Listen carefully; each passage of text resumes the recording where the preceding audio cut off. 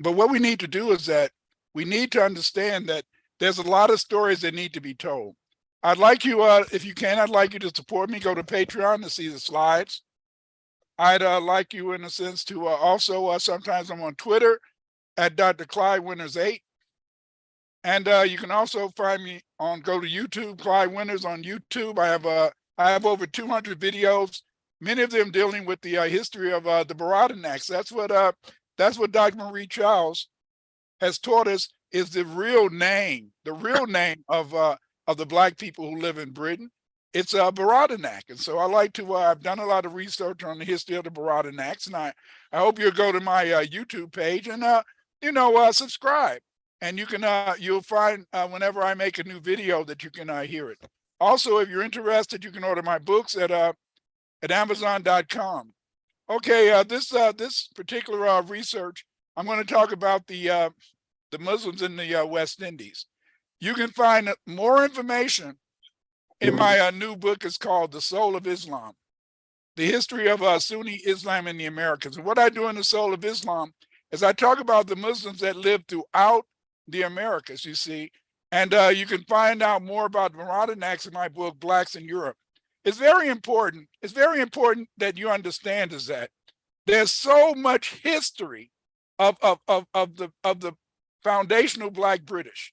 You know, the foundational Black British people from the Caribbean, people from the Caribbean mainly, you know. And the thing is this, is that there's so much history that hasn't been written about you guys. It's so much history that needs to be researched. And so what I try to do is I try to bring up new topics that can maybe lead people to do more research. But the most important thing I understand is that when you read my book, Blacks in Europe, you understand that when you've returned to Britain. You know, the UK is your home. You guys are the Baradanacs. You guys are the foundational Black Britons. And when I talk about foundational Black Britons, I'm basing this on the research of Marie Charles, because see, Marie Charles has made it very clear that if you're an FBB, a foundational Black British person, what that means in a sense is that it's a lineage. It's a lineage. And the reason we know it's a lineage is because many people in the Caribbean can chart back their origins in the UK. And I'm gonna tell you this, is that so much money, so much riches was taken from your ancestors before they were sent to the Caribbean as chattel slaves. Yes. The British government owes you a lot of money. I'm not just talking about making you a slave. They owe you money because they stole from you.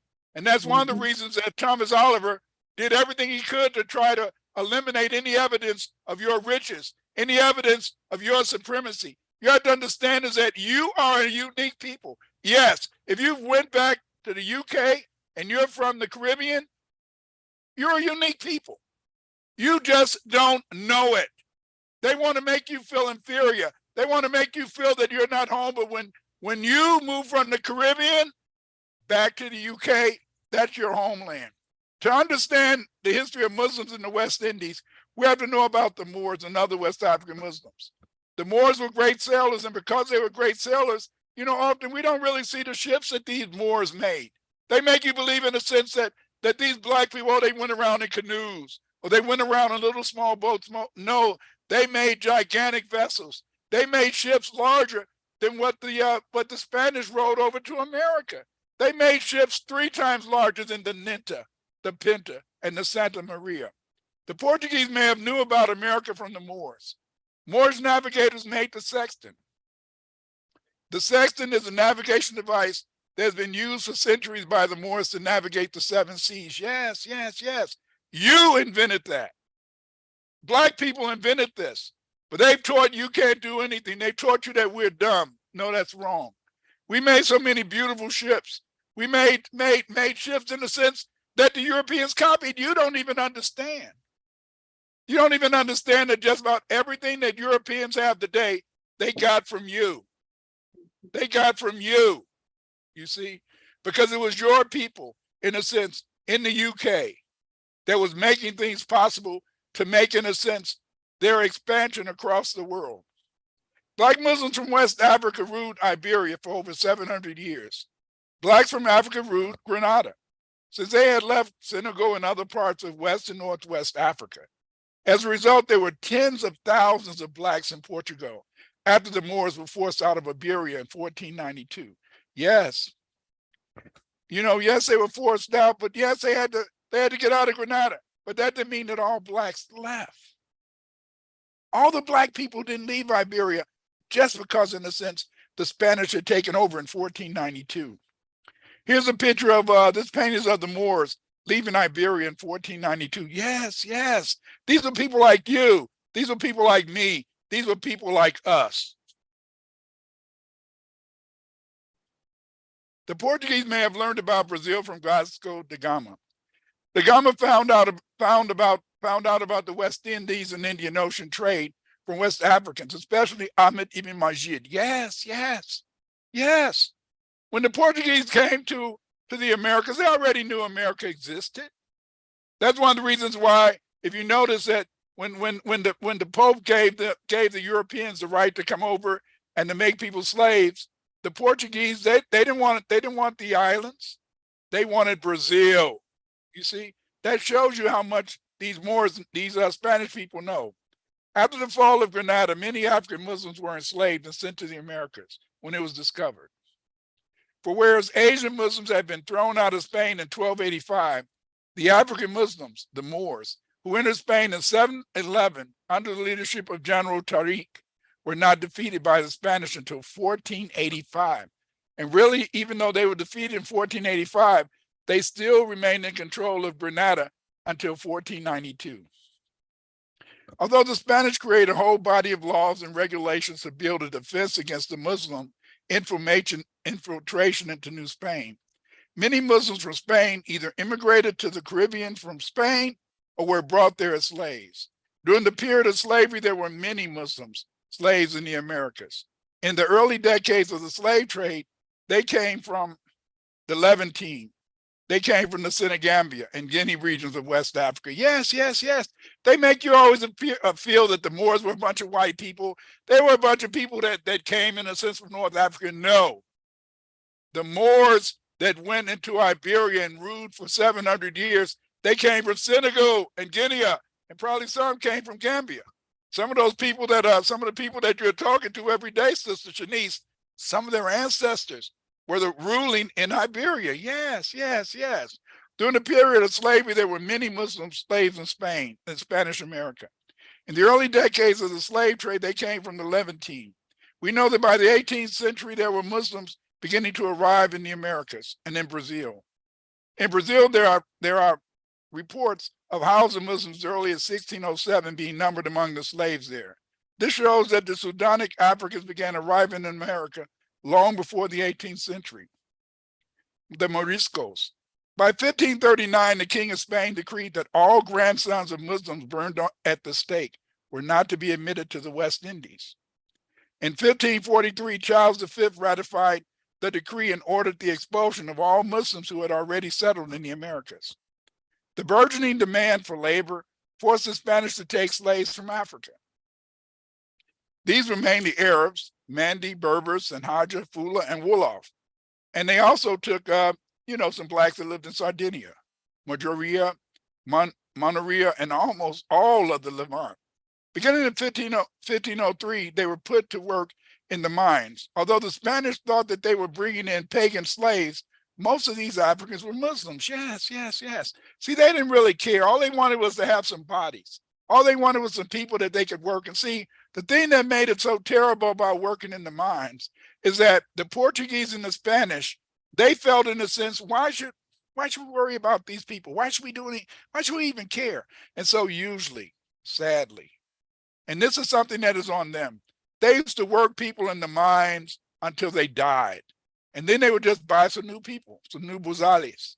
And see, this is something that you have to understand. See, it is so much death, so much evil, so much, in a sense, dastardly things that they did to our people, you see. And even though they did these dastardly, terrible, evil things to our people, they still haven't been able to keep us down. Isn't that amazing? You think about that. You think about that. Isn't it amazing? Isn't it amazing that for some people who've been beat down, some people who've been taught that they're a piece of ish, people who've been walked over, they still have the nerve to go back to their land, the UK, and demand justice, peace, and equality. That's a lot of nerve. You may think it's not nervy, but that's nervy. It takes nerve to demand something. You guys didn't go back and just say, give me, please give me something, please, man, give me something, man. No, you came back and said, damn, we want it and we're going to get it. Who began the slave trade? The Spanish and Portuguese were the primary initiators of the African transatlantic slave trade. Thousands of African Muslims were kidnapped or captured in local wars and sold into slavery from the Senegal and the Sudan region. The Spanish have a vivid memory of the strength of the Islamic faith due to African Muslims' political, intellectual, and cultural dominance over much of Spain prior to 1492, feared the rise of a Muslim empire in the New World. They always tell you, oh, you black people. Oh, you black people. You always talk about the Atlantic slave trade. Oh, stop it, stop it, stop it. It was the Arabs who enslaved your asses. Get out of here. See, yes, many people were made slaves, but this is what they did. Often, a merchant would go down into the Sudan, or go down into the Sudani region, now it's the Sahel region, and they would, in a sense, make some people some slaves. So these slaves would carry salt up to Africa, up to North Africa. But the problem was that once these slaves got to North Africa, a lot of times they would convert to Islam. So as a result, it wasn't that many slaves. And if you really read Islamic or Muslim history, you'll find that most of the slave men were mainly soldiers. The majority of slaves sold by the Arabs and the Ottomans were what? Ukrainian white women. They were the majority of the slave trade, white women, not Africans. Okay, why would an Arab want to get a black African woman when they were already black? Think about it. Look at the Moors. The Moors were already black. Why would they want to? They already had black women around them. That's why the major trade element during the Arab slave trade was white women from Ukraine, sold as the Ottomans. That's why today North Africa is basically, in a sense, a white country. But we know in a sense that the Moors were black. What happened to those black Moors? They kept marrying those Ukrainian women.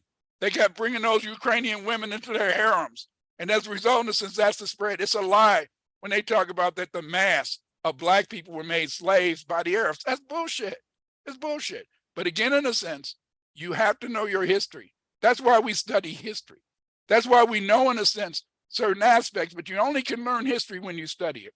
Due to the large number of Muslim slaves imported by the Spanish, they decided they should not purchase any more slaves from Northwest Africa, especially Berbers and Wolof. The reason the Spanish and later other European planters refused to import Wolof was due to their rebellious nature and constant practice of the concept of jihad, or holy war. Due to the Spanish fear of Islamic contamination, things were done to make sure that they eliminate the threat of Islam. But even though they wanted to eliminate the threat of Islam, they still continued, in a sense, to bring Muslim slaves over because they really didn't care. They didn't look at the religion. They just wanted some people to work for them. For example, there's mention of Luis Solano, a mulatto Muslim in Lepe de la Pina, described as a Moor from Guadalajara, who were convicted by the Holy Office of spreading Islam in Cusco, right, in Peru. In 1565, all Wolofs were ordered out of Chile. Yes. It was Wolof Muslims in Peru, in Chile, and they were definitely in the Caribbean. But this is just to let you know how many Muslims were spread all over these Americas. During the infamous slave trade, thousands of people were kidnapped in the Senegambia and the Sudani region, and they came to America as Muslims. You see, many of these Muslims came from Benin, Dahomey, Togoland, cities in Nigeria, and also Gambia in colonial and pre-colonial times. Although many African and European historians would argue against the Arabic language and Islam playing a significant role and the development of Africans in the diaspora. When you look at the history of the Americas, when you look at the history of the West Indies, you can see how these Muslims and Islam did play an important role in places like Jamaica, in places like Trinidad, you see. This is supported by the fact that a majority of the earliest and latest slaves to arrive in the Americas came from the region where Muslims were a majority, places which have been seen the penetration of Islam even before the Mali Empire. Muslims in the Western Hemisphere will be called Afro-Americans to denote their African heritage and their unique experience here in the Americas. In this slide presentation, I will call the various Muslims enslaved in the Americas Afro-Americans. The first thing we must understand is that ancient America was not isolated from the old world. Very important to understand.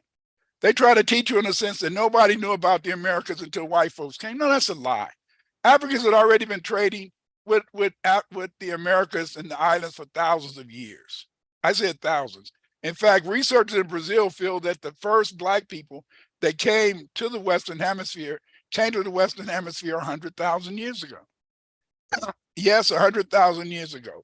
You look at these maps, and these maps make it look as though Africa is so far away from the Western Hemisphere. It's wrong because listen, less than 2,000 miles separate West Africa from Brazil. You can't see that on the map.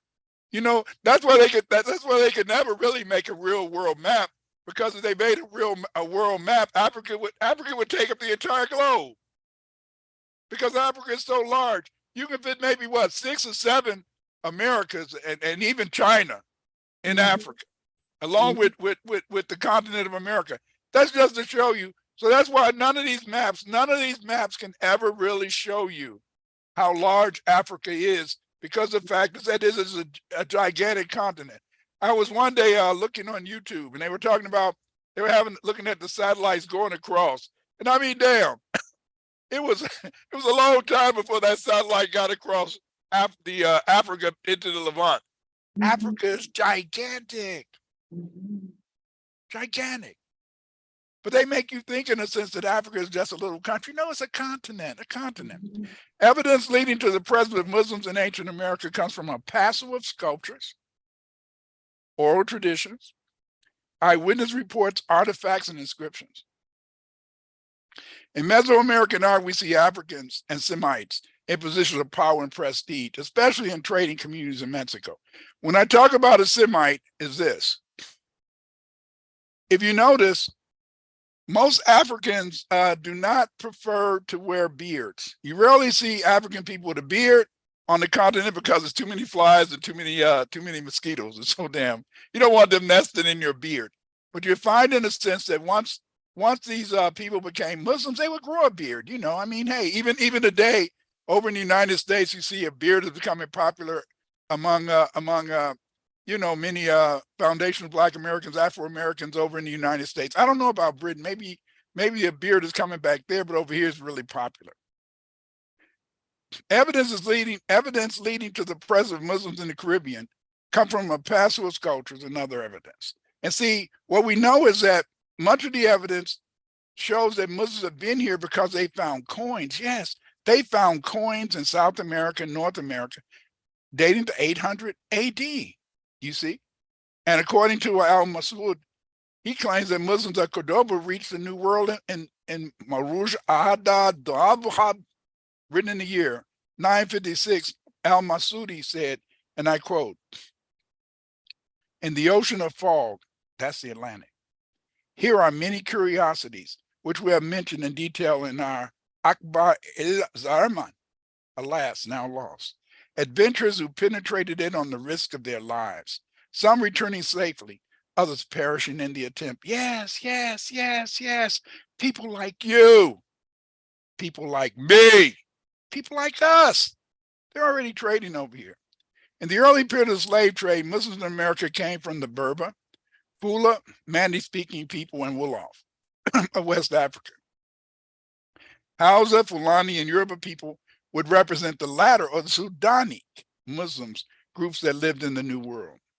During the reign of Ferdinand the Catholic, the African and Asian Muslims from Spain openly identified themselves with Islam in the Caribbean.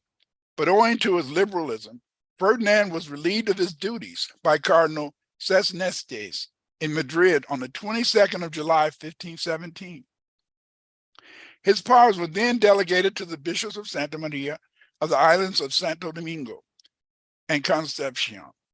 J.T. Medina notes that Ferdinand was relieved of his duties due to the fact that Hebrews and Muslims, yes, Hebrews and Muslims were openly practicing their rites and teaching ceremonies, you see. And this is offensive to the Christian religion and evangelical law and a grave scandal to Christian believers. Some of you may not know this, but even the Aztecs, when you read the Spanish documents, see, that's why you have to study history yourself. That's why people like Sister Shanice can write a book about her great ancestors in the UK when she wrote her book about Ofa. She could do this because she understood how to do research.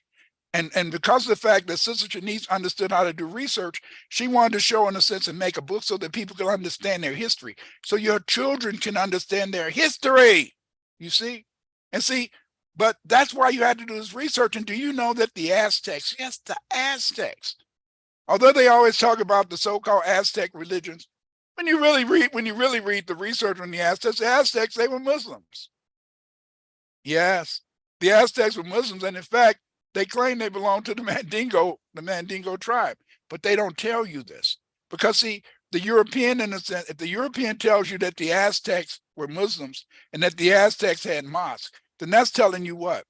That's telling you that you have a place in history, and they don't want you to know your place in history. See, they don't want you to know your place in history. Remember, if you came from the Caribbean, if you live in North America, your whole history is supposed to be a history of slavery, which is a lie. Your history is more dynamic than that. And that's why Dr. Marie Childs has discovered the history of the Baradinaks. And that's why she calls you people who have returned from the Caribbean to your homeland. That's why you're called the Baradinaks, the foundational Black British. And you're called Baradinaks. Why? Because the fact, in a sense, is that you're carrying those genes. What are you talking about, Dr. Winters? I'll tell you what I'm talking about. I'm talking about that you guys are carrying those genes of the original people that lived in the UK. At first, it forestalled the development of an Islamic empire in the New World. Spanish authorities demanded the importation of dinos, that's Spanish-speaking Christian slaves rather than bazales, or raw slaves direct from Africa, to make sure they kept Islam in Africa and didn't bring it to Mexico. But the demand for slaves was, however, so great that even Muslim slaves were taken to the New World. And so by 1539, the king decreed that the sons and grandsons of persons burned at the stake, you see, should not be allowed there. You know, and as early as 1505, no Muslims were supposed to be permitted in the world, but there were already Muslims here. The Aztecs were already Muslims, and there were probably other Nahuatl speaking people in Mexico. So it was easy. The spread of Islam was easy. That's why they spent so much time killing people. That's why they had an Inquisition in New Spain, not only on Mexico, but on the islands, because it was so many Black Muslims. People like you, people like me, people like us. To avoid the well-known Muslim areas of Africa, or places where Muslims lived, by 1550, the Spanish began to import slaves from the Guinea coast. But even these measures failed to keep Islam from spreading among the Indians who worked alongside African Muslims. This is evident in a letter from Imuriquis sent to the King of Spain, which indicated even Muslims from the Philippines. What are you talking about? What? The Philippines had Muslims? Yes. In a letter, in a sense, from Imuriquis, he said, in a sense, that even the Philippine Muslims were with the African Muslims, spreading Islam. By 1578, they were again trying to borrow Muslims from Mexico, but they were still sneaking in because they were so greedy. They were so hungry for labor that they didn't care where they got the people from, you see? And that's how we got Islam in the West Indies. Although all the Mandingos were not Muslims, a considerable number were, though some Mandi or Manding Muslims were taken to America, they were always a minority among the slaves taken there, because the American slavers usually avoided the most popular slave markets for markets in Angola, the Congo, and as far away as East Africa in search of cheap slaves. Yes. Information on the Mexican Inquisition is found in the Procesos de Indios, another subsidiary documentation from the Inquisition archives. Greenleaf, he did research on this. He noted, and I quote, "The Holy Office of the Inquisition in colonial Mexico had as its purpose the defense of Spanish religion and Spanish Catholic culture against individuals who held heretical views and people who showed lack of respect for religious principles." And J.T. Medina says that he was relieved because under him, adherents to the religion of Moses and Muhammad were holding their rites, teachings, and ceremonies openly under the eyes of Christians. The Mexican Inquisition had jurisdiction over the baptized Catholics, Africans, and Europeans, enslaved or free, and non-Christian indigenous people. Yes, yes, yes, yes. Stop. Stop thinking that everything the European teaches you is the truth. Stop thinking that the European wants you to know your history. He doesn't, she doesn't. None of them. They don't want you to know who you are, you Barada Nax. Many of the earliest slave revolts were jihads in the Americas, even when they involved both African and Indians. Most of these early slave revolts were led by Muslims from Senegal. Yes, yes, yes. In 1531, the Spanish declared that the Wolof were, and I quote, haughty and disobedient. What? Haughty? You mean the Wolof thought they were big shots? The Wolof thought they were better than the European? I'm not saying this. They said it. Haughty and disobedient. Even though the Spanish created a whole body of laws and regulations to thwart Muslim infiltration into the Caribbean, many Spanish Muslims succeeded in entering the Americas. During the reign of Ferdinand the Catholic, Muslims publicly practiced their religion. But as a result of Ferdinand's liberality, as I told you earlier, they had to get rid of him by 1517. In the 16th century, a major problem of the Spanish encountered was the propagation of Islam among the Americans. As a result, the king ordered his administration to try and convert the Indian Muslims to the Catholic faith, a process which they often found, bore no results. It should be noted that the Berbers, Wolof, and Mandi were not the only ones who converted Indians to Islam, because as early as 1578, the Moriscos, those were the Grenadians converted to Christianity, who had originally been Muslims, were not allowed under any circumstances, any of them, to remain there in Mexico, or their children who had been born there, because they were preaching Islam. Yes, yes, yes, yes. Look. Your Black ancestors from Africa, many of them from Gambia.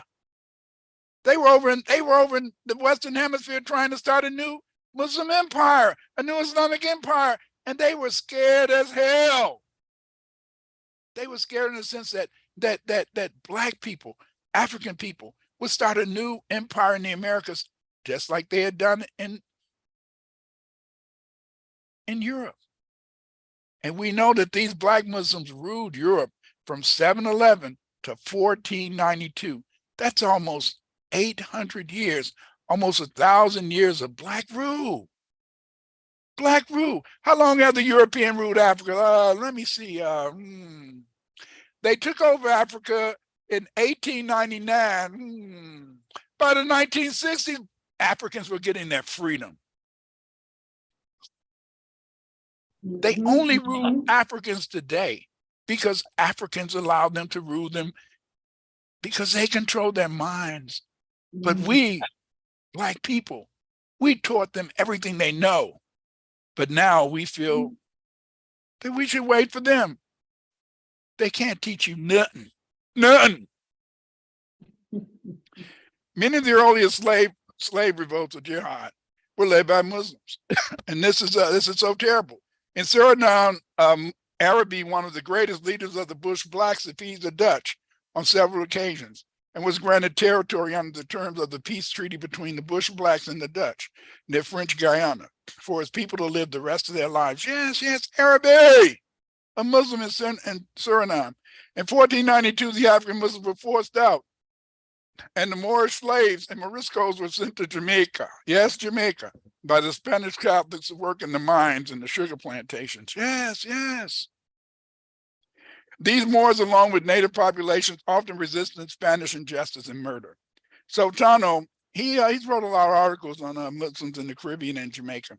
Well, Sultano noted that, and I quote, while Christian demands for religious homogeneity led to the forceful conversion or exile of the Muslim population from Spain, the natives in the West Indies perished in millions due to disease and cruelties, more atrocious and unnatural than any recorded of untutored and savage barbarians. Yes, yes. See, they have taught you. They have taught you that the only thing Jamaicans do is what? All Jamaicans do, drink a little rum, smoke a little ganja, and they're okay. That's a damn lie. They want you to think that all Jamaicans was around drinking rum and smoking ganja, because they don't want you to know, in the sense that your people were fighting them tooth and nail. Your people were setting up empires. Your people, in a sense, were proven, in a sense, to be very formidable. But they don't want to teach you that part of Jamaican history. They don't want to teach you that you were warriors. They don't want to teach you that you were fighters. They want you to just think about rum and getting high. They did not like Muslim slaves because the authorities claimed they fled to the Indians and taught them bad manners, and they could not be apprehended. In 1518, African Muslims and non-Muslims at the sugar mills of Haiti, I quote, quit working and fled whenever they could in squads and started rebellions and committed murders. What? You mean you people from the West Indies were fighting them? No, no. You weren't cowards. In 1527, Indian and African Muslims rebelled in Florida. And in 1532, the Wolof led a rebellion among the Caribbean Indians. By 1533, the Wolof were prohibited from entering the Indies without special permit. Mandi and Wolof Muslims also staged rebellions in 1546 at Honduras and in 1537 in Mexico. What? You mean Jamaicans? You mean West Indians was fighting the white man? No! West Indians only drink rum. West Indians only smoke reefer. They only get high. It's a damn lie. Your people are a unique people. You come from people who have a strong backbone. You come from people who fight. You come from people who fight. These Moriscos and Moorish slaves often rebelled against their Spanish masters. These Moors often made jihads on Jamaica, or holy wars against their Spanish lords. These Moors became Maroons. It would appear that the Muslims were the foundation of Maroonage. Yes, the Muslims were the foundations of Maroonage in the West Indies. Sultano observed that, and I quote, black slaves brought from Spain's House of Muslim captives to work in the mines and the production of sugar died as rapidly, and they fought many jihads. Yes, yes, yes, yes, yes. Look at that. Look at that picture on the right-hand side. That's what they thought about you Jamaicans. Please, brother man, don't kill me. Please, brother man, don't cut my throat. Brother man said, fuck you, you die. Sultano wrote that a common resistance to the slave system, and one which was perhaps the most vexing to the owners in the Caribbean, was a fight from servitude to establish their own communities, yes, based on their tradition and culture in the inhospitable and inaccessible areas. Yes, yes, yes. As I told you, stop it. Stop it. Stop thinking that your ancestors in the West Indies were cowards. Stop thinking that all your ancestors did was just try to get high and drink rum. No. Your ancestors, you Baradinaks, you guys built your own villages. You guys developed your own culture. You guys made sure to let the world know that you were a great people and important people. The Muslim slaves in the West Indies were either kidnapped or, as often was the case, captured in local wars and sold into slavery. These Muslims could all read and write Arabic. Also, many Muslims knew the Quran by heart, and as a result, they were able to write copies of the Quran in Arabic and preserve their faith in a methodological way. Many of Europeans who traveled throughout the Caribbean met several Muslims who could read and write Arabic.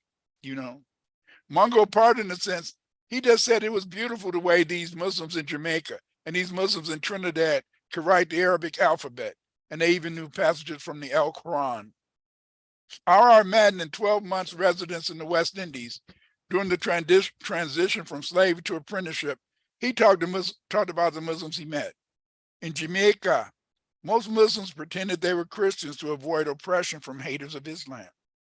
In 1834, R.H. Madden found a certain Muslim group led by a doctor known as Dr. Cochrane, who had freed several of his co-religionists from slavery. He was also known as an excellent Muslim scholar. Although these Mandingos professed to be Christians, Madden did not believe them, so he put them to the test. He, Dr. Cochrane, professed to be an occasional follower of one of the sectarian ministers here. I had my doubts, I quote. Thereupon, I said to my wife, who was present on the occasion, I told her, prepare to see the demonstration of Mohammedanism up as a book, as if by accident, and the well-known Muslim salam to the Prophet. Ilaha il Muhammadun Rasulullah. In an instant, I had Muslim trio loud and shout, my Negro fights. Were chanting their names with irrepressible fervor, and Mr. Benjamin Cochrane, I thought, would have inflicted the whole of the perspidious book of Islam on me. Allah, Allah, Muhammad Sallallahu Allah, Prophet Allah, Muhammad Rasulullah. Muslim in Suriname. In Suriname, there were Muslims among the bush blacks. The most well-known Muslim in Suriname was a Muslim born from Senegal, and he was an Arabi. His parents were Wolof and Moor. So considerable was his influence as a result of his numerous victories over the Dutch troops that he might have succeeded had he wanted to, in overwhelming and destroying the white settlers throughout the region.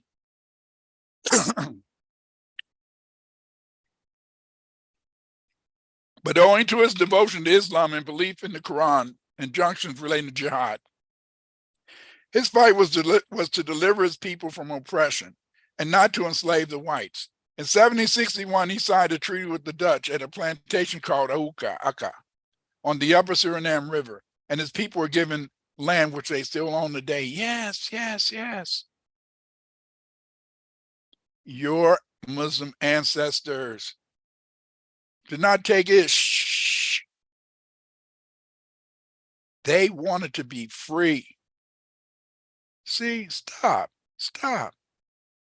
When are you guys, you Baradanak people in the UK, when are you going to start writing your own history?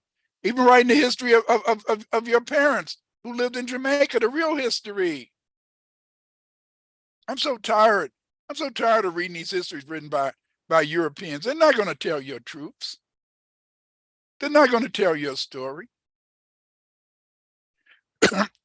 You see?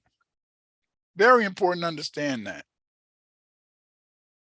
You think they want you to know about that? You see, they don't want you to know about that. They don't want you to know about the bush blacks. They don't want you to know that in Suriname, you guys had a great, culture. You guys, in a sense, were fighting Europeans. No. They have to teach you that you were just rum smokers, and drinkers. You have to be thinking about you're always getting high. They don't want you to know that you had, in a sense, a deep faith in one God, a supreme being.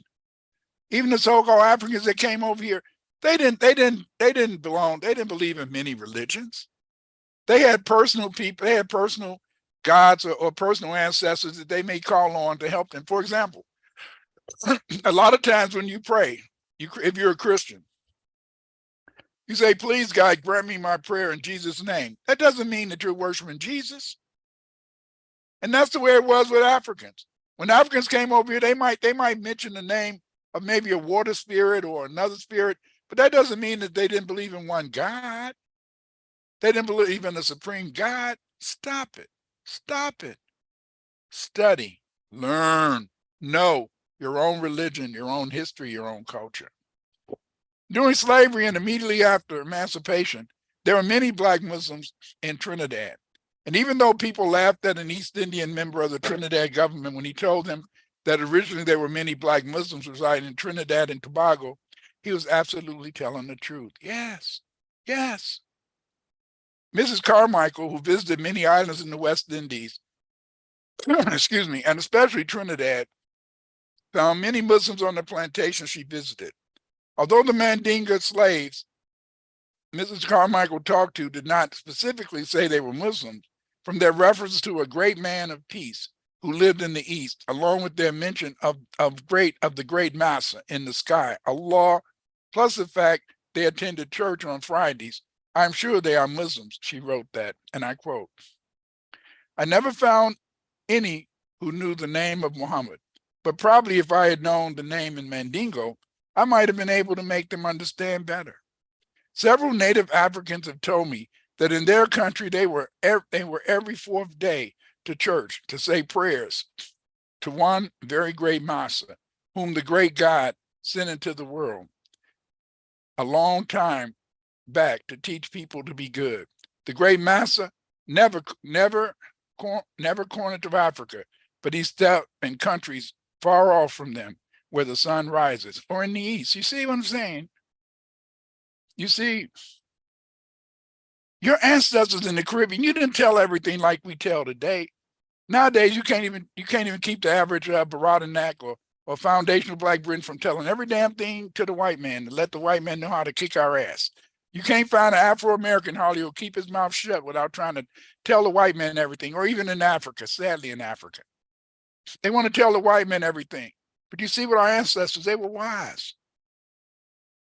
Your ancestors in the Caribbean, your ancestors in the West Indies, they made sure not to tell the white man everything.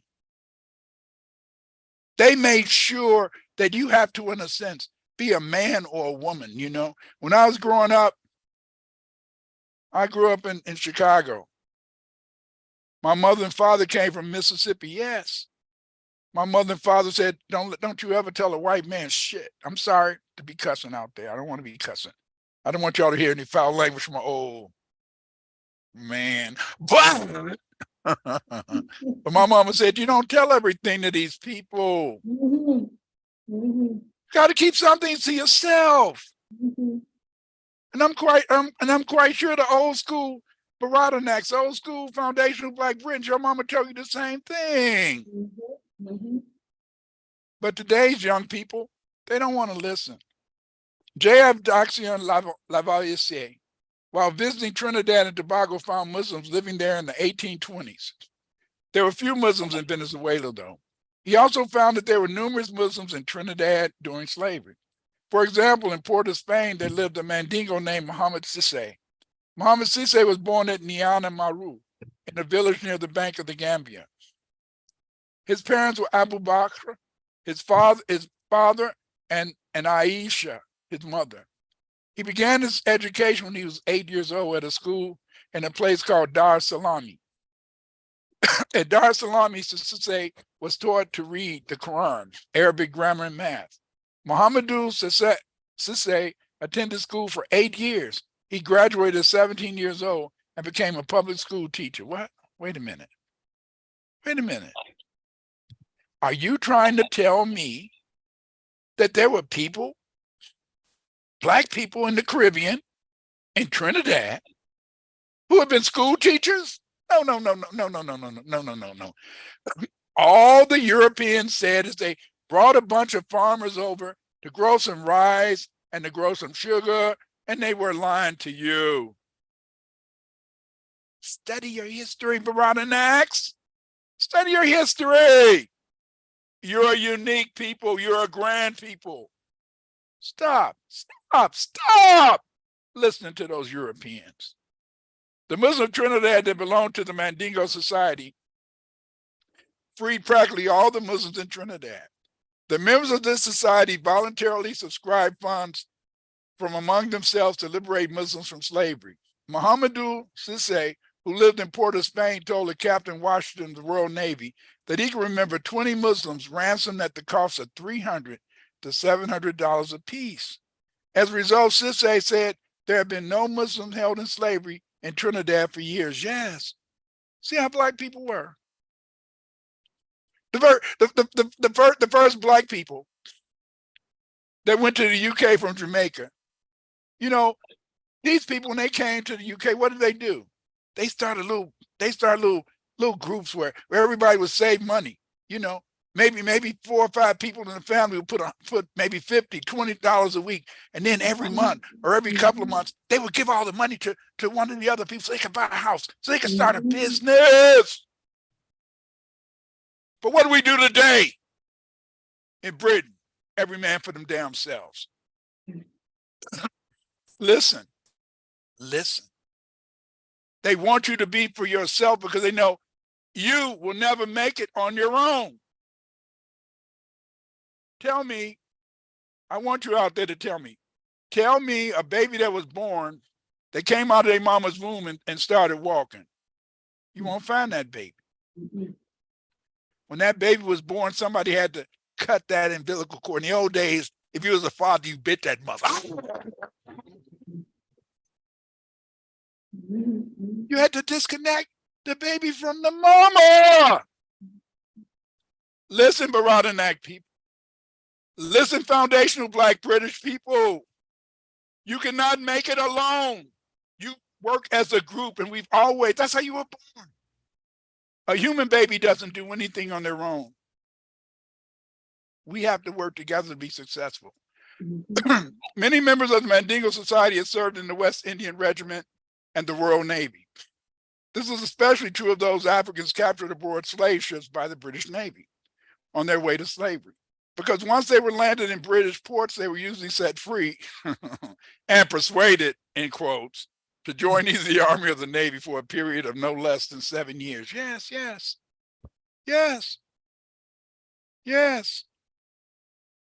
That's how many people in the British Army and the British Navy were Black, because whenever they would, take a slave ship, they would persuade them, they said, to become an officer in the Navy or the military. In summary, many Muslims lived in the slave huts of the West Indies. These Muslims took their religion and culture from West Africa to the West Indies. Later in July, I think it's around July 14th or 12th or something like that. Later in July, I'm going to give you part 2. And in part 2, I'm going to talk about the Muslims who lived in the Caribbean all the way from the 19th century up until the modern period. This is just the beginning, people. This is just the beginning. This is just to kind of whet your appetite, you see. You can see this brother, he's in Trinidad. Trinidad seems to be a place where people had a lot of attitude, and a lot of people, in a sense, were, wanted to kind of do it, but Jamaica too. Again, go to my Patreon to see the slides. These slides will be in my Patreon. You can join me on Twitter at Dr. Clyde Winters 8. I have over a couple hundred videos on YouTube. Please go and look at those videos and subscribe. Also, don't forget, Sister Shanice has some fine videos, and her videos, in a sense, deal with the development of the history of Black people in Britain, Black people in the UK. You got to use this. See, Sister Shanice has been kind enough to try to develop a body of videos that you guys can use to teach your children about your history, that you guys can use to make them have pride and self-esteem in themselves. Every day your kids are going to school being told that they're a piece of ish. Every day your kids are going to school being taught, in a sense, that they are nobodies, that they should go back to where they came from. They are where they came from. See? Don't let the videos of Sister Shanice go to waste. Get those videos. Your children can watch them. Those videos don't have any cuss words on them, so you don't have to worry about them getting any bad language from these mean people. So check out her video page. Go to my video page and subscribe. Also, you can order my books from Amazon.com. Again, you can find out more about the history of Muslims in the Caribbean, throughout the West. And in my book, The Soul of Islam, I talk about Muslims in South America, Brazil, Venezuela, Cuba, everywhere. You got to get this book, The Soul of Islam. And then also, if you want to learn more about the history of the Baradan Acts, the black foundational black British, get my book, Blacks in Europe, the history of blacks in Europe. Thank you. If we have time, Sister Shanice, we can take some questions or whatever. Oh, yes, please. Oh, my gosh. Thank you so much, Dr. Winters, for that presentation. I'm in a state of shock, to be honest, because, the Caribbean today is very much a Christian island. Christianity has been basically shoved down the throats of all of us in the Caribbean. And so the immediate history that we have been taught about the West Indies primarily revolves around Christianity. There's hardly any mention at all about the extent to which the Muslim religion was so influential in the West Indies, and there's hardly any mention at all of the fact that these were Moors, these were Africans from the Wolof and the Mandinka nations, that had populated the Caribbean. Now, from the research that you have just presented to us today, we have more information, Dr. Clyde, about the particular African nations that ended up in Jamaica and Trinidad and Suriname, for example. And these were Africans who were of the Wolof and the Mandinka tribe. And here I am in the Gambia right now, alongside Mandinkas, alongside Wolofs. Yeah. Oh my days. And because obviously we know we're Africans, we know we're from West Africa. Well, or so it's been said that most of us are from West Africa. But and let's talk about us coming from the Ashanti tribe. But here in your research now, you've actually brought literature and evidence that shows that there were Mandinkas. There were Wolof tribes. There was a Mandinka society, and these people were organized around Islam. And it shows the extent to which Islam had actually spread to the Caribbean, almost wiped out now. But today, even in the West African region and in Gambia, for example, about 80% of the population is Muslim. I thought it was a fairly recent phenomenon, but the dates that you're talking about go back to the 1500s and earlier.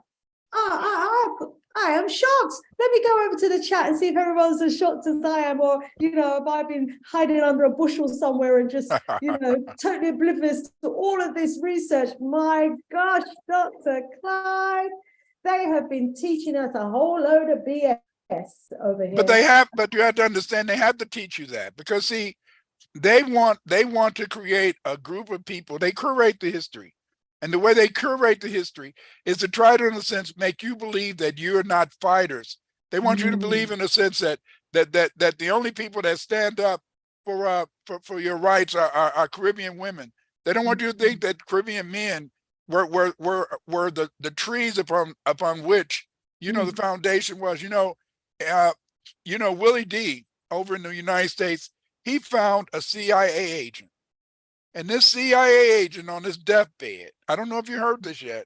This CIA agent on his deathbed said that he killed Bob Marley. Yes. The CIA killed Bob Marley, and Bob Marley, he was just singing.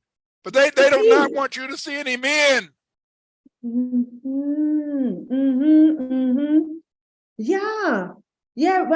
We've heard about that confession of that CIA agent who apparently put some cancerous poison in his football boot. Some Nikes or some shoes or something. Yeah.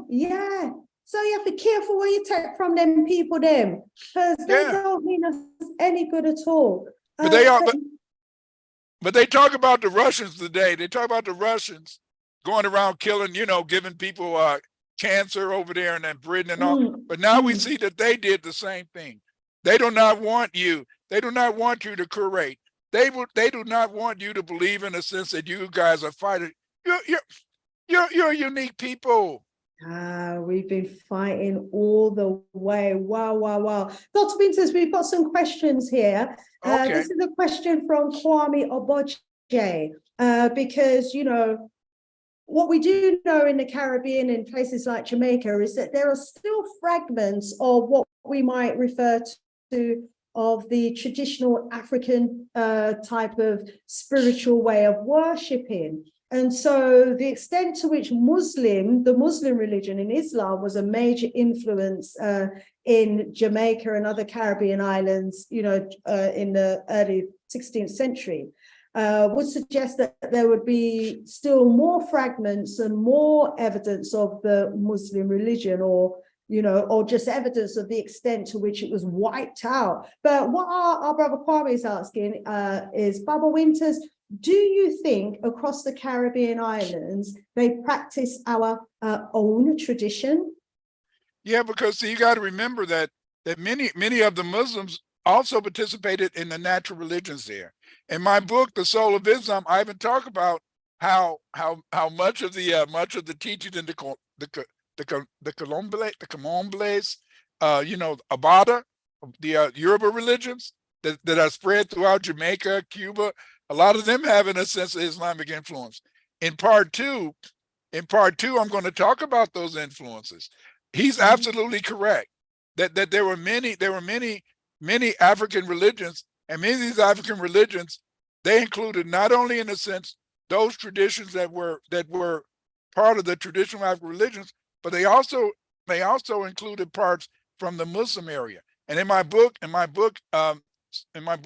The Soul of Islam, I give a whole chapter on the influence of Sunni Islam on many of the on voodoo, candomblés, sango, many of those religions, in a sense, especially in Cuba, and even some of the Jamaican traditional religions, they show an influence, in a sense, of Islam along with traditional religions. You see, but you got to remember that the nucleus, especially in Jamaica and what's it, Marset, and another island.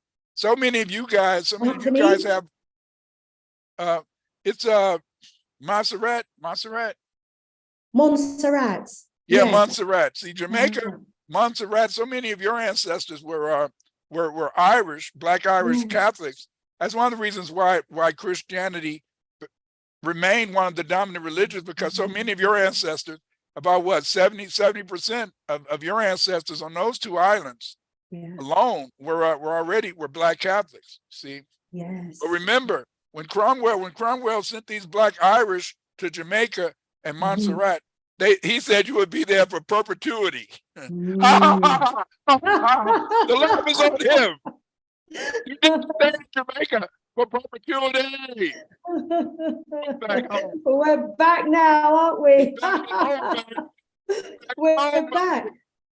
You know, Baba Winters, what we've been taught as well as Jamaicans is that, you know, prior to the British flooding the Caribbean islands with Africans who they claimed were directly from Africa, but as we know now, a significant number, millions actually came in, poured in from England, Ireland, Scotland, and Wales as well, when they were emptying the highlands and those regions of its African population. But what we do know is that prior to all of us arriving in the Caribbean, there were the Africans who were there already under enslavement by the Spanish. So now you've just given us a real insight into who those Africans were that the Spanish had enslaved, what nations and which parts of Africa they were from, the character of those Wolofs and Mandinkas, the fighting characters of not only that, but see the Otomi.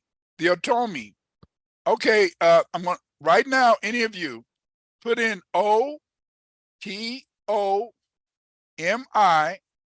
That's the Otomi and the Otomi Mayan language, and you'll find an article I wrote years ago where I show that the Otomi language is based upon Mandinka.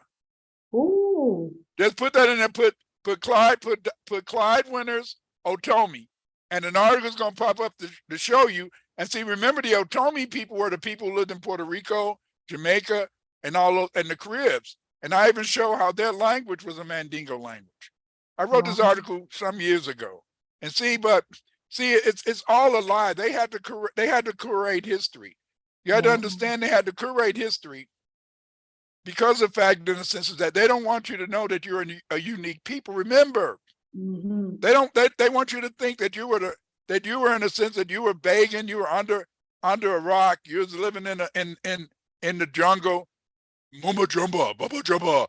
Didn't even know how to speak any proper language, and they took you to Jamaica, and then they gave you enlightenment. No, your ancestors came from the British Isles, and those people who came from Africa, they were educated people, and the people who were already on the islands, they had their own culture, their own literature, their own thing. You see, but they had to curate history to make Jamaican people, to make the people of the West Indies believe that you're not unique. You're unique. You're unique. And not only are you unique, it's just like Dr. Charles says, you are the Baradanax. See, that was the original name of the Black people who lived in Britain, because they were descendants of those people. When the Romans came, they called the Black people there Britons or Baradanax. Britons. See, you are the original Britons. See, but they don't want you to know who you are, so that they can keep on owning your land. They can keep on denying you. But see, luckily they're dying out. Well, yeah, some of us seem to be helping to prolong that, unfortunately. That's because they got to stop marrying these Europeans. Yeah. Yeah, look at the problem that we caused in the northern region of Africa with all the Ukrainian women that you told us that, you know, our men were craving for. Look at the problem that we've got there now. Yeah, and see, and that's the lie. See, if there was so many Black slaves that the Arabs took to North Africa, how did North Africa turn white? Because they were buying those Ukrainian women. And I want to tell you something else. This is something I found out a couple of weeks ago. Many of the Black British, they were getting those Ukrainian women too. Wow. That's why today many of the Black British have turned white, you see, but they still got a lot of British people got kinky hair. See, that's why if you notice in Britain, there's so many different dialects of English in Britain. And a lot of people don't know this. But if you go to different parts of England, of the UK, of the British Isles, and you'll find people, they'll speak English in slightly different patterns. And that's because of the fact that many of them came from different tribes. But I want to tell you, those Ukrainian women, watch out for them. Those Ukrainian women have some strong genes. They have some strong genes, because most of the time, when a Black man impregnates a white woman, that baby's coming out very dark. But for some reason, those Ukrainian women, they have those strong white genes. I think that's because many of them came from the Caucasus or whatever. You know, over here we had a video. It was a video I saw of this brother, and he said he went into this store called Walmart. I don't know if you have them over in Britain. No, he we don't. went into a Walmart. Yeah. He went into a Walmart, and before he knew it, the Ukrainian woman was trying to talk to him. See, they love to destroy Black power. Yes. See, I'm not playing. Look at North Africa today. Yeah. And we see those pictures of those harems of the Moors. They might have one Black woman and about 30 or 40 white women from Ukraine. And just recently, you know, the Ivorian government, for example, had to send planes into Tunisia to retrieve their people because of the hell that they were experiencing at the hands of the Arabs out there. And so, you know, we have a situation where we're creating a nation of people who then turn around and spew hatred, you know, over their darker ancestors, their darker relatives. And so we're creating a rod for our own back. I've got more questions in the chat and points that have been made here. Rise up, Mdele. Yenge Lumbu Kiambote. He says, yes, it's correct that the Aztec were Muslims, as their kings came from the Wolof stroke Mandinka, or how have they become Muslims? I'm not sure I'm asking that correctly. So you're agreeing that the Aztecs were Muslims, as their kings came either from the Wolof or the Mandinka nations, or how have they become Muslims? Okay, well, the thing, Please clarify. Oh, the you, thing you is got this is that. that, the thing is this is that many of the Aztecs always said that their ancestors came from the East. I think many of the Aztecs were descendants of the Empire of Malay. Remember, when Abu Bakari left Malay in 1310, he had 25,000 people came with him. 25,000 people came from ancient Malay.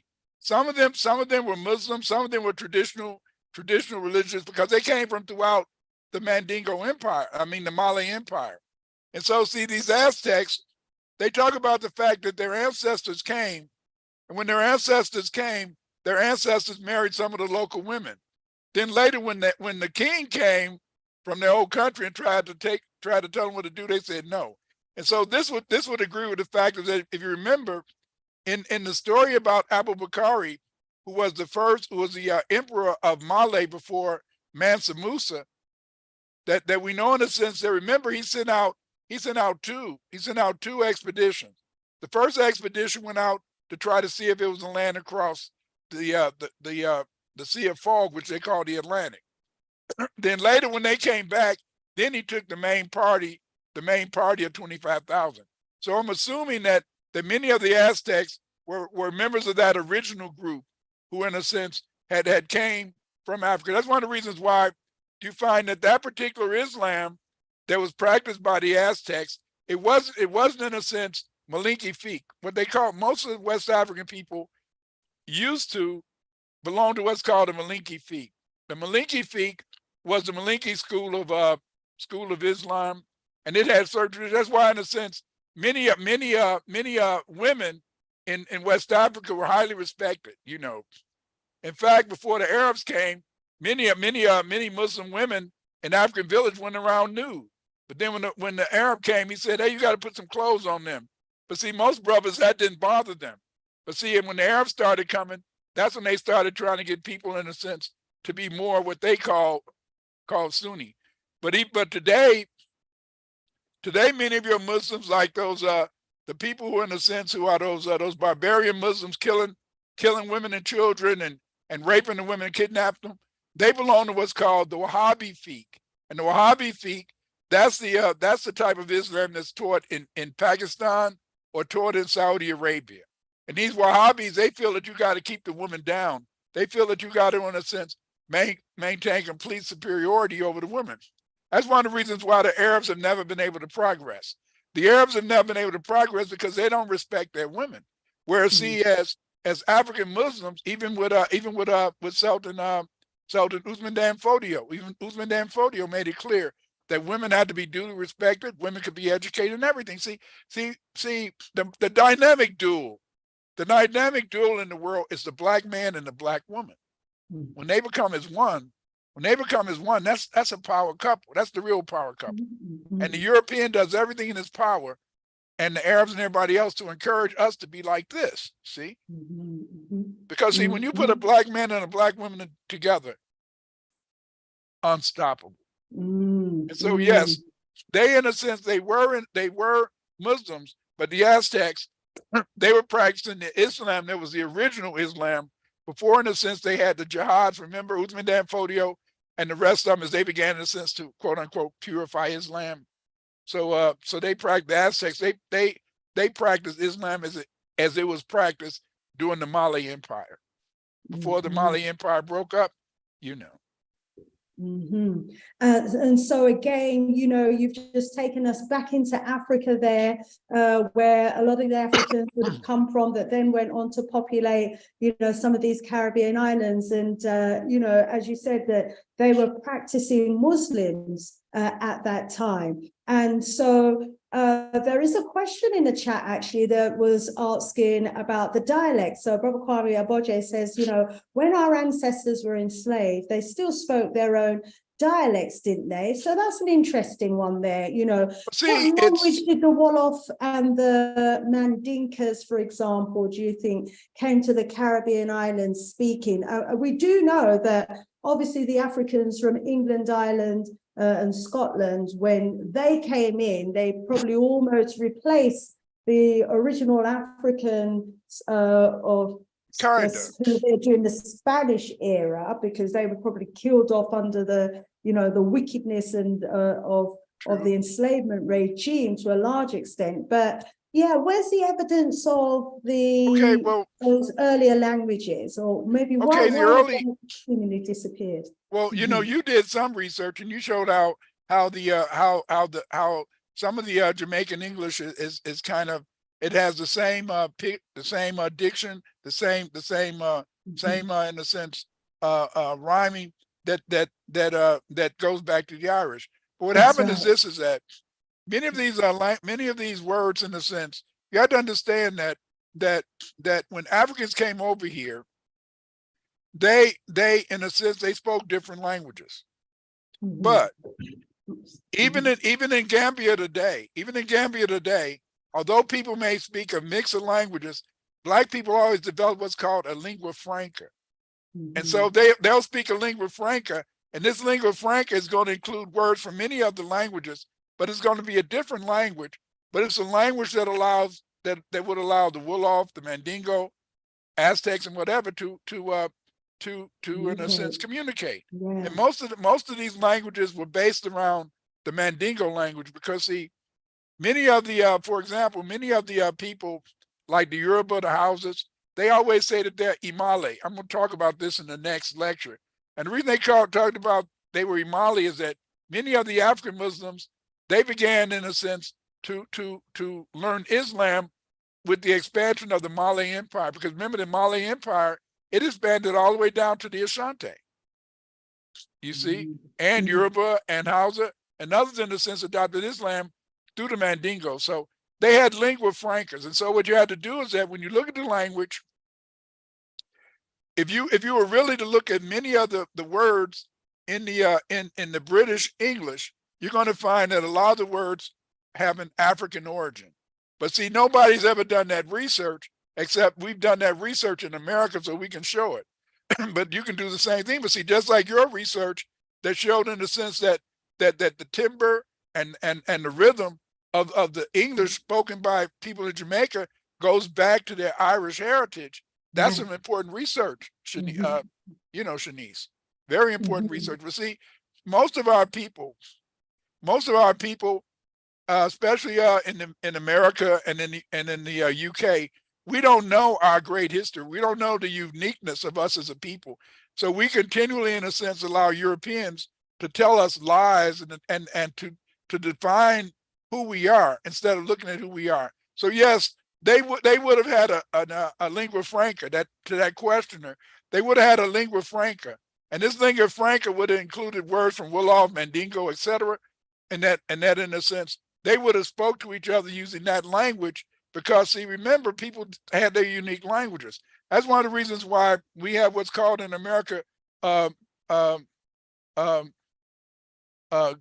Gula, the Geechee Gula language. Professor Lorenzo Turner, he did a study in the 1940s, and he found that the Geechee Gula language, it included many words from various African languages. And if you can find a linguist to really study the Jamaican English and English that was in Jamaica that was recorded and spoken, you probably find a lot of African words in it. But see, we don't have any Jamaicans or any people in the UK that really want to study their own history. They always allow Europeans to curate their history. And see, but you guys have a unique history. It's just that nobody's bothered to study your history. See, you have a unique history in Britain as a Baradanax, but you also have a unique history in Jamaica. But a lot of that history, in a sense, can only be recovered if Jamaicans are going to recover their own history. That's why we need researchers to study their history and make their history known. You see? See, we don't have to always allow Europeans to tell us who and what we are.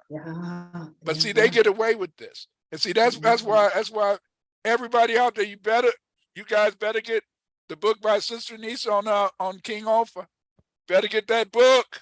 Thank get that you. book. Yes, if you haven't got it, please do. Yeah. Gotta get it. Gotta get it. I got my copy. Oh, thank you so much. We're uncovering so much hidden information from doing this research. And, you know, I'm so glad that I did your course, Dr. Winters, because, you know, you've taught me some research techniques and where to find my sources and how to validate the research that I'm doing using, you know, a number of different kind of methods and tools. It was just phenomenal.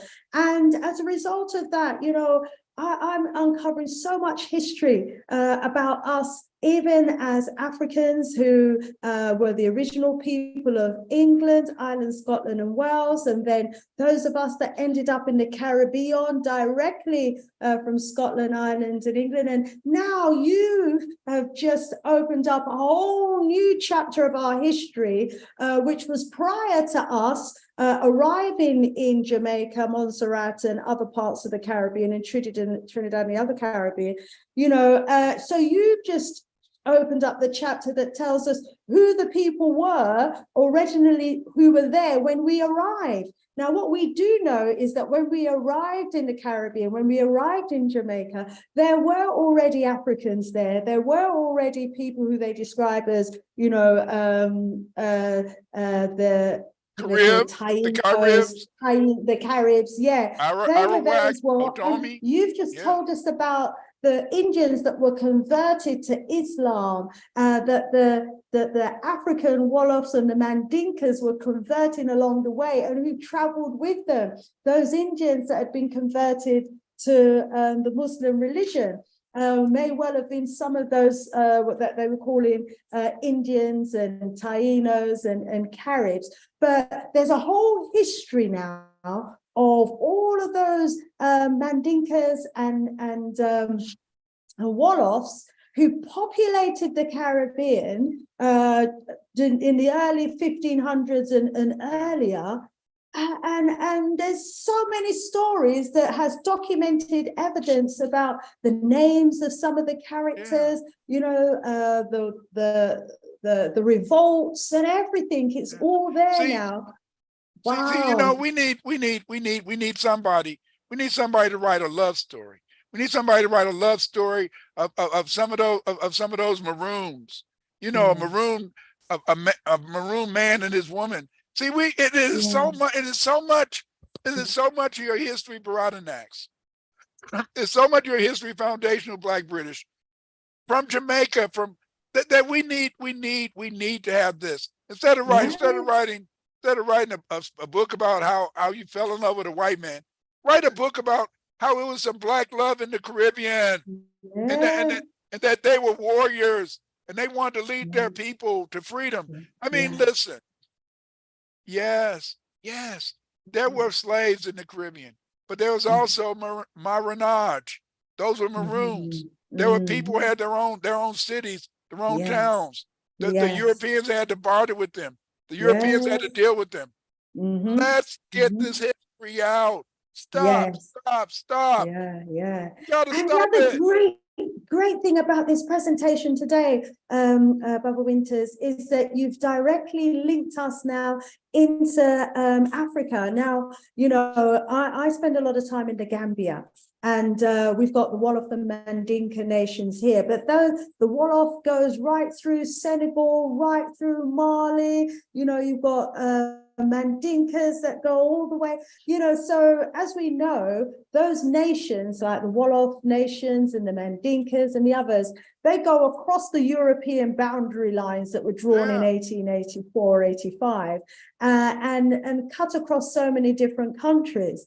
And, if we go back then prior to the Muslim invasion and the Muslim religion coming into Africa, for example, they were in the era that you was talking about where women were, revered as goddesses almost, there's so many artifacts, as you know, that have been found all over the world that point to, the woman being revered, as a goddess, and that's when we were at our greatest, was it not? And if you notice, the more Black Muslims talk to those white folks, those Arabs and Pakistanis, the more they wanted to put the Black woman in check. And if you notice, Africa went down.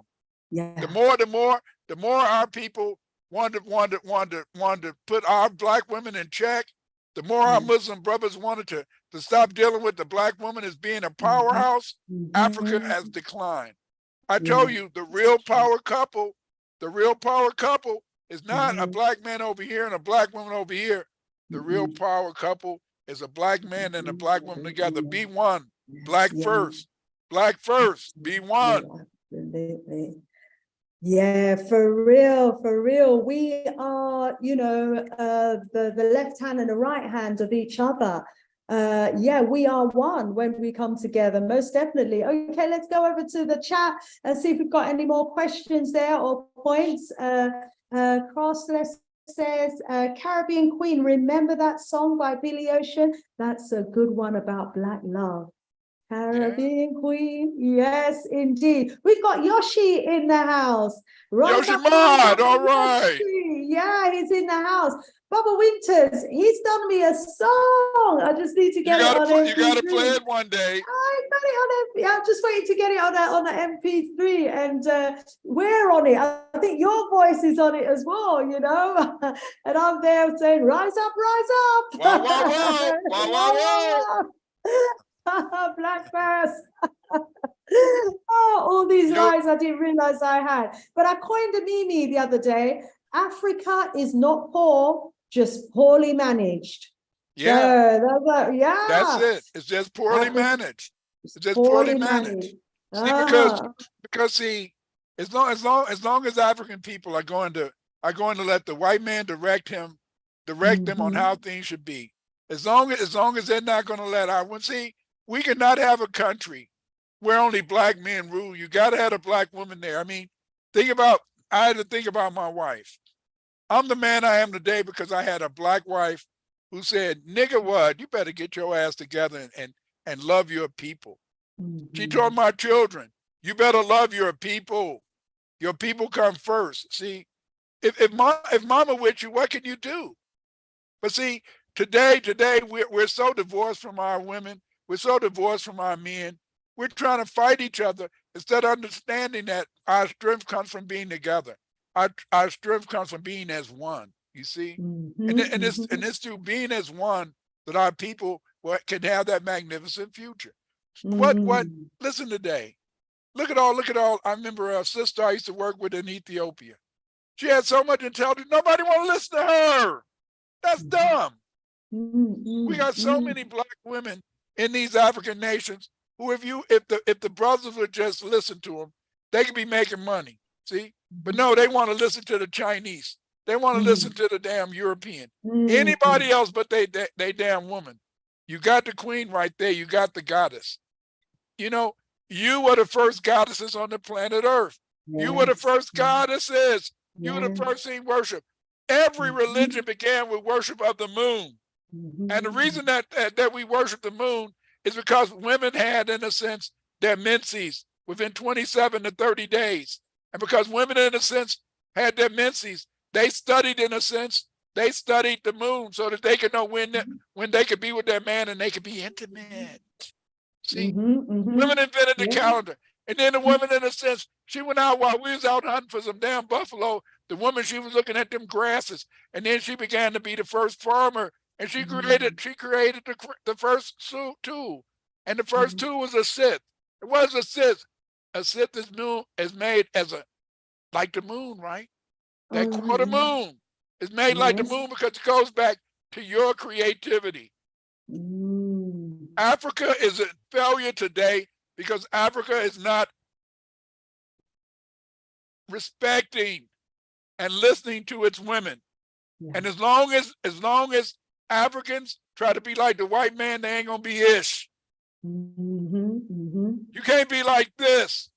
You got to be like this. And this comes from being the black man and the black woman together. Yes, yes. That's absolutely what we got to get back to. Agree with you. In today's society, it's all about denigrating the woman. Right. And the Muslim religion definitely reinforces all of that. Right. And yeah, I agree. And Rise Up Sister Afrijamo is in the house. She says, that's right. You know, respect the woman as it was in the beginning. Yes, as it was in the beginning. And Mondele says, please, Dr. Winters, tell us, where do all the so-called indigenous people of Cathiopia, Africa, ultimately originate? Well, see, the original people in Africa originate, I can only go off archaeology. And if you go off archaeology, you know, different people have originated at different times. Remember, there's not one African group. You got the real tall Africans like us. We're the tall Africans. Then you got the Khoisan, they're a little light skinned. You see. Then you got the Anu or what we call the pygmy people. They're real short.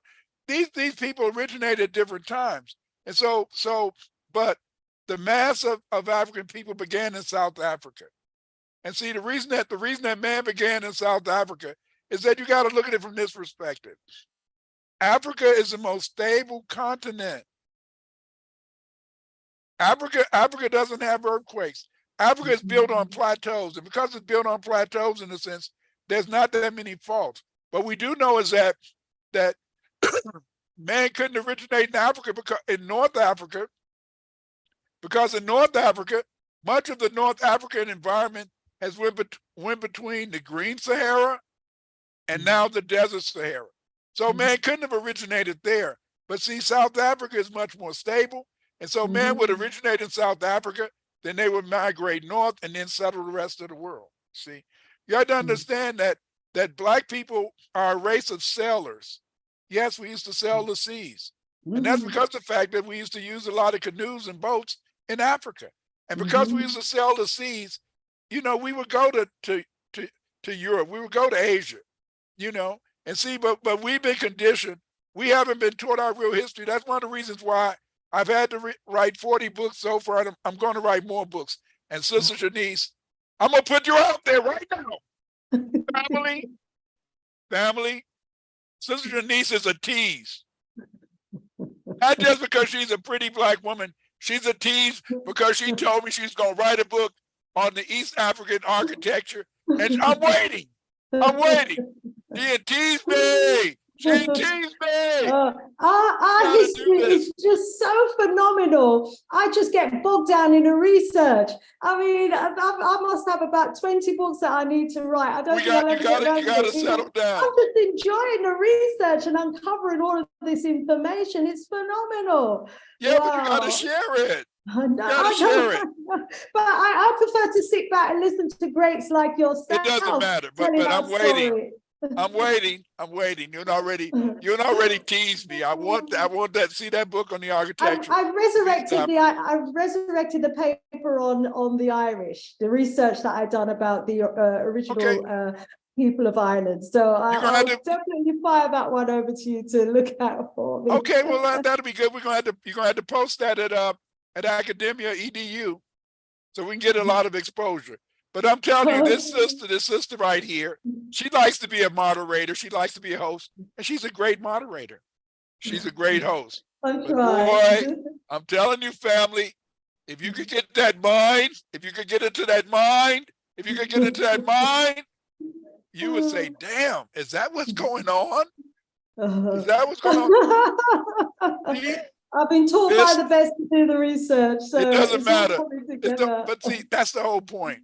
Mhm. It doesn't. That's the beauty of it. Is that it's not. But you're gonna expand the knowledge, and you're gonna expand the knowledge, and you're gonna make even more people know more about who and what we are. Family, family, family. Don't get mad at me, Africa. Don't get mad at me, Australia.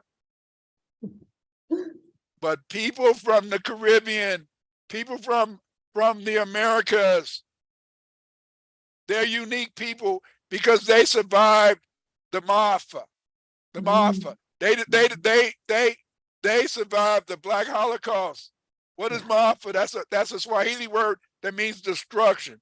They survived the immense destruction, the murderous intent of these people to destroy us as a people, to destroy us as an individual, to take away our humanity. And yet we still fought and we still teach. And this is what makes us a unique people. You see, I love my foundational Black Americans. I love my foundational Black British, because you guys, in a sense, you Baradanacs. You're winners, not losers. And that's the power. But like I said, is that when we get this queen here to maybe, yeah, keep doing your shows, but at least Saturday and Sunday, finish some of them books. Okay, I will. Oh, Will. Family, everybody, family in the chat. Say, please, put in there, please be one. But please be one. And that's, let Sister Janice, please. We all need encouragement, family, don't we? Thank you, Baba Winters. I received that kick up the butt. I'm gonna move on. And our brother says, yes, Baba Winters, we have a unique history that should and we ought to know it. Yeah, a unique history that ought to be told and we ought to know it. Right. And he says that I love and respect our queens from Accra to New York and from Addis Ababa to Timbuktu. Right. Oh, thank you. We need all of our brothers loving their queens again. You know, right. This is the time where we need to be looking to each other, really, and coming together in that unity and that oneness. See, you know, because we do complement each other. We bring the best out of each other. Baba Winters was just giving us the example of his wife saying, get yourself together. Because, Baba, let me just quickly say, I noticed that a lot of our brothers that tend to go with, you know, other races, they don't bring the best out of our brothers. Quite often they just allow them to be slouches. They'll allow them to, you know, be nothing. Whereas when we're with our men, we want them to be everything that they can be, the best that they can be. And it's so important for the growth of our nation. And see, that's because you hadn't understand that. That's why the Arabs, that's why the Europeans, that's why they want to keep us divided. Because see, listen, a Black woman, when you're young, you can have beautiful sex. But I'm going to tell you something. The older that Black woman get, boy, when that Black woman don't let those hormones control her ass, watch out. Watch out. Watch out. Because then you see the wisdom. Then you see the knowledge. Then you see the power. Yeah, you had that wonderful period when you could just make love like monkeys. But hey, she stopped being controlled, when a sister stopped being controlled by that period that makes her want to have sex, you better watch out, because then you see the wisdom and the knowledge. And you see the deepness and the beauty. The deepness and the beauty. I'll tell you, I was with my wife for 50 years. Wow. Married. We were friends for 52 years. But I noticed the older she got, the more she could teach me, the more that she could help me to be all that I could be. There's a commercial for the Marines. And it says, join Marines and be all that you can be. Brother, get you a good sister, love her, and allow her to love you back. And you got power, baby. Power, baby. Wow. Power. Wow, power. Therein lies our power. The unity of the Black man and the Black woman. Yes. Yes, in love with each other. Thank you, everybody in the chat as well that's picked up on what Bubba Winters was saying. Yoshi's saying, like, write the books, he's saying to me. And, you know, others are saying, yes, B1, foundational Black B1. We are Africans, we never give up. And Yoshi's just sent the MP3. Awesome, awesome. I'll get that ready for next strong, okay, Yoshi? Brilliant, brilliant. And Sister Shanice is Mama Ya Ashantewa. Whoa, whoa, whoa. What an honor, what an honor. And Darnell says she's a bad Mama Jamma. Got that right. And she ain't with Sam. Yeah, we've got to write our history indeed, absolutely. And, you know, if all of us even did a little, it would go a long, long way. The time, oh my days, it's 1 minute to the top of the hour. I can't believe it. When I looked up the last time, we were 30 minutes away. But Bubba Winters, the good news is that you will be back with us. I think it's on the 7th of July for a part 2. And this part 2 is even better. Part 2 is even better. I'm telling you guys is that this is just a tease. I wanted to do like Shanice did to me. I wanted to just tease you. The part two is even better. I get deeper. I talk more about the influence of the West Indian African Regiment in terms of the Muslims and Islam. I talk about in a sense how many of the Jamaican and Trinidadian Muslims went back to Yoruba land, went back in a sense to Nigeria. So again, join me and for the part 2, and I get some more knowledge, because this is about, you know, I can talk about any type of issue, but my main concern is trying to get you to want to write about yourself. I want to see that novel one day. You know, we got all these Jamaicans in America and these Africans in America. They writing all these novels about being with some white man or being with the wife. Write about your own culture. Absolutely. Write about some Black love. You know, they act like we can't. I love my wife, and I know your husband loved the hell out of you, Shanice. I know he's crazy about you. And the whole point is this: is that I'm gonna tell you, we need people to tell the truth, and the truth is that we need each other. And you know what? Love is good. Love is good. But you know, it's so much better when that Black man respects his woman and that Black woman respect her man. Because in their respect, they're not gonna hurt each other. You know, you don't hurt people you respect. Not at all. Oh, it's been a beautiful, beautiful session. I've learned so much, Dr. Winters. I'm going to be watching this again and going through the slides at a slower pace, and then I'm going to be going off and doing my own research as well. It's been so interesting, and we need to take this knowledge to the continent as well, because, you know, they've been taught the same rubbish colonial education that we got taught in England and America. So they don't even know, you know, the travels of the Mandinka to the Caribbean, for example, and the travels of the Wolofs to the Caribbean. Wow. They love, I mean, over here, they love, you know, the Jamaican style and the flair. And that's them. They were there as well. We are them. And we are them returning as well. Oh my gosh, this is phenomenal. Yeah, let me get the date correct. Our beloved Dr. Clive will be back on the 12th of July. 12th of July, definitely looking forward to your return. And thank you so much for the teaser. It's been so enlightening. It really has. Next week, we've got our brother Paul Abina, who is a UK historian. He's done a 9,000-year timeline of unbroken African history.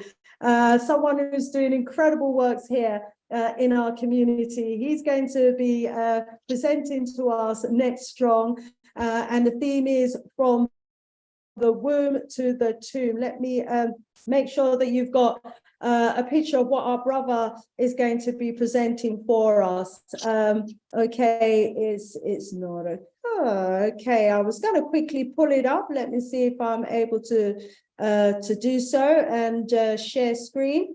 If it comes up this time, I'll share it with you. If not, just look out for the flyer, family. Actually, what I'll do is I'll post it on my community board. So to everybody, here it is, to everybody that's joined us this evening, thank you so much. Bubba Winters, we love you so much. There's a glimpse of the flyer for next Wednesday, the 14th of June. Please do make sure that you spread the word so that, you know, everybody tunes in again, as you've done today. And before you leave, please do give us a thumbs up. Please do share the video, share the teaching. It's been absolutely phenomenal learning. We love you, Dr. Winters. And touch that like button, touch that like button, and be black again. Be black again. Absolutely, every time. We see you next strong, not next week, next strong. Stay powerful, family. One love. Sister